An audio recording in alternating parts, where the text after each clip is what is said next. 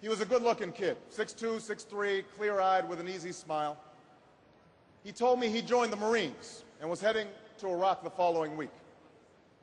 And as I listened to him explain why he'd enlisted, the absolute faith he had in our country and its leaders, his devotion to duty and service, I thought, this young man was all that any of us might ever hope for in a child. But then I asked myself, are we serving Seamus as well as he's serving us? I thought of the 900 men and women, sons and daughters, husbands and wives, friends and neighbors who won't be returning to their own hometowns. I thought of the families I'd met who were struggling to get by without a loved one's full income, or whose loved ones had returned with a limb missing or nerves shattered, but still lacked long-term health benefits because they were reservists. When we send our young men and women into harm's way, we have a solemn obligation not to fudge the numbers or shade the truth about why they are going, to care for their families while they're gone, to tend to the soldiers upon their return, and to never, ever go to war without enough troops to win the war, secure the peace, and earn the respect of the world.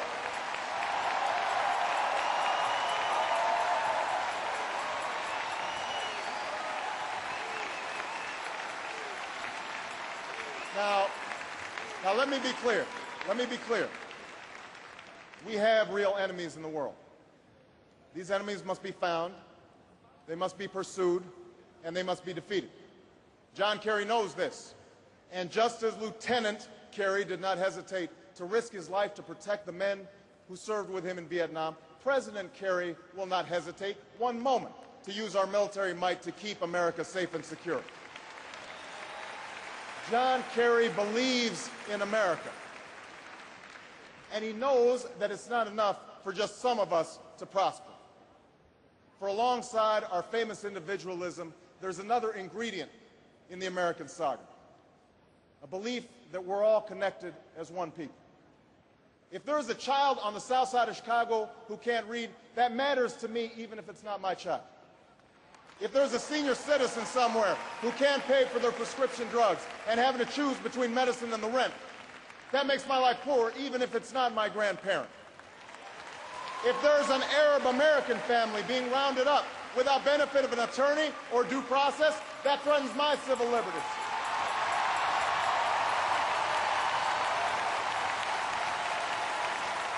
It is that fundamental belief. It is that fundamental belief, I am my brother's keeper, I am my sister's keeper, that makes this country work. It's what allows us to pursue our individual dreams and yet still come together as one American family. E pluribus unum, out of many, one. Now, even as we speak, there are those who are preparing to divide us. The spin masters, the negative ad peddlers, who embrace the politics of anything goes.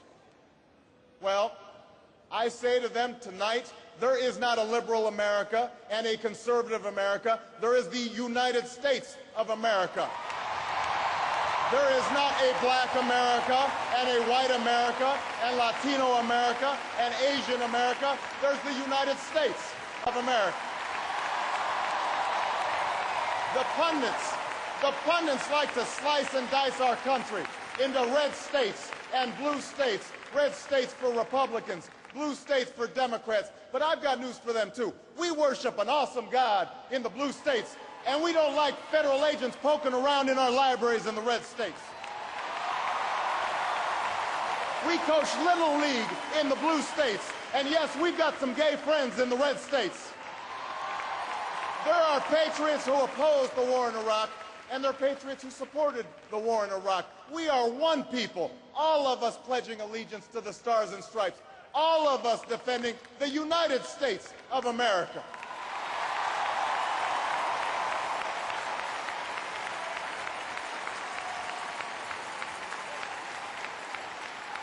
In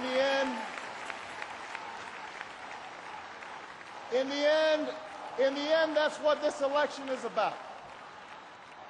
Do we participate in a politics of cynicism, or do we participate in a politics of hope? John Kerry calls on us to hope.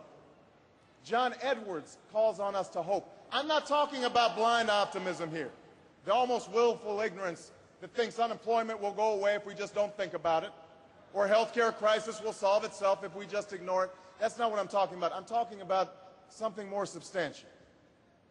It's the hope of slaves sitting around a fire singing freedom songs, the hope of immigrants setting out for distant shores, the hope of a young naval lieutenant bravely patrolling the Mekong Delta, the hope of a mill worker's son who dares to defy the odds, the hope of a skinny kid with a funny name who believes that America has a place for him too.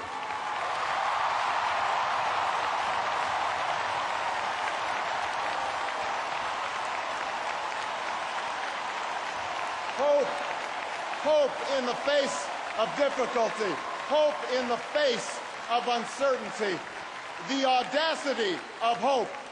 In the end, that is God's greatest gift to us, the bedrock of this nation, a belief in things not seen, a belief that there are better days ahead. I believe that we can give our middle class relief and provide working families with a road to opportunity. I believe we can provide jobs to the jobless, homes to the homeless, and reclaim young people in cities across America from violence and despair.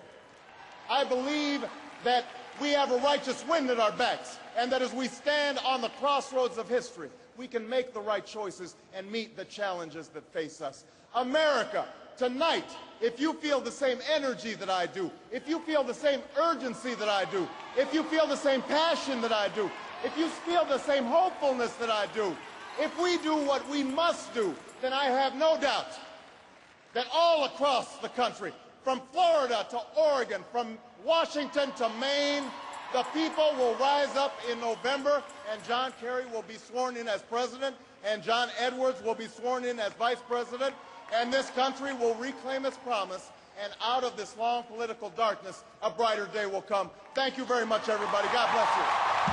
Thank you.